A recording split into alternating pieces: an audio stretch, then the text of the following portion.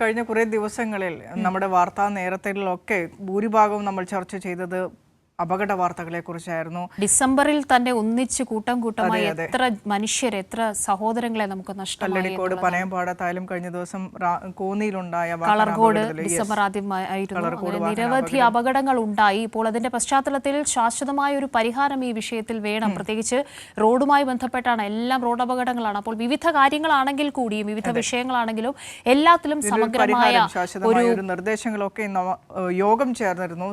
വിവിധ വകുപ്പുകൾ സംയുക്ത യോഗമായിരുന്നു. അതിൽ വിനിഷ രണ്ട് കാര്യമുണ്ട്. ഇന്നൊരു യോഗം നടക്കുന്നുണ്ട്. അത് ഇപ്പോൾ പൂർത്തിയായ യോഗം. ഉദ്യോഗസ്ഥ തലത്തിൽ മോട്ടോർ വാഹന വകുപ്പ് അടക്കം ക്രമസമാധാന ചുമതലയുള്ള ഉന്നത പോലീസ് ഉദ്യോഗസ്ഥരടക്കമുള്ളവർ. നാളെ വളരെ പ്രധാനപ്പെട്ട മറ്റൊരു യോഗമുണ്ട്.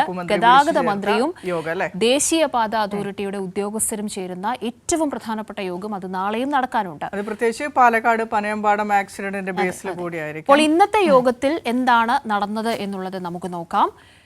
തുടർച്ചയായ റോഡ് അപകടങ്ങളുടെ പശ്ചാത്തലത്തിൽ മോട്ടോർ വാഹന വകുപ്പിന്റെയും പോലീസിന്റെയും സംയുക്ത പരിശോധന കർശനമാക്കാൻ തീരുമാനം.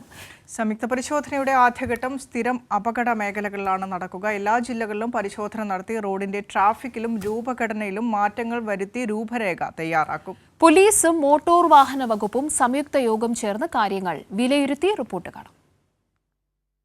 ആദ്യഘട്ടത്തിൽ സ്ഥിരം അപകട മേഖലകളിൽ പരിശോധന നടത്തും. അമിതവേഗം, മദ്യപിച്ചുള്ള വാഹനമോടിക്കൽ, അമിത ഭാരം കയറ്റൽ, അശ്രദ്ധമായി വാഹനമോടിക്കൽ, ഹെൽമറ്റും സീറ്റ് ബെൽറ്റും ധരിക്കാത്തത് തുടങ്ങിയ നിയമലംഘനങ്ങൾ കൂടുതൽ ശ്രദ്ധിക്കും. റോഡ് സുരക്ഷാ അതോറിറ്റി യോഗങ്ങൾ എല്ലാ ജില്ലകളിലും നടത്തും. റോഡ് ഘടനയിലും ട്രാഫിക്കിലും വരുത്തേണ്ട മാറ്റങ്ങൾക്ക് രൂപരേഖ തയ്യാറാക്കും. സ്പീഡ് റഡാറുകൾ, ആൽക്കോമീറ്ററുകൾ എന്നിവയുമായി എല്ലാ ഹൈവേ പോലീസ് വാഹനങ്ങളും 24 മണിക്കൂറും പ്രവർത്തിക്കും.